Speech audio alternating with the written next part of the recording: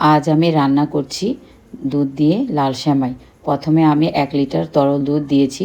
দুধটা ঘন ও স্বাদ বাড়ানোর জন্য এর সঙ্গে 2 টেবিল চামচ গুঁড়া দুধ মিশিয়ে নিয়েছি। এরপর সুগন্ধের জন্য দিয়েছি তেজপাতা, দারচিনি আর এলাচ। সব উপকরণ একসঙ্গে দিয়ে দুধটা ভালোভাবে ফুটতে দিয়েছিলাম। দুধ যখন ভালোভাবে ফুটে উঠেছে তখন তার মধ্যে ভেঙে রাখা লাল সেমাইগুলো ঢেলে দিয়েছি। মাঝে মাঝে নেড়ে দিয়েছি যাতে সেমাই লেগে না যায় এবং সমানভাবে সেদ্ধ হয়। এরপর স্বাদ অনুযায়ী চিনি দিয়েছি। চিনি দেওয়ার সময় ভিডিও অন করতে ভুলে গিয়েছিলাম, তবে সেটাও রান্নার অংশই ছিল। স্বাদটা ব্যালেন্স করার জন্য শেষে সামান্য লবণ দিয়েছি, খুব অল্প, যাতে মিষ্টিটা আরও ভালো লাগে।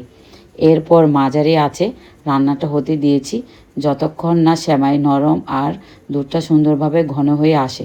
সব কিছু ঠিকঠাক হয়ে গেলে চুলা বন্ধ করে দিয়েছি।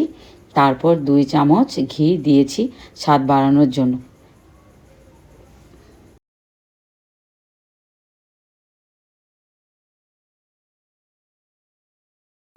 এইভাবে খুব সহজে ঘরোয়া উপকরণ দিয়ে তৈরি হয়ে গেল দুধের লাল সেমাই।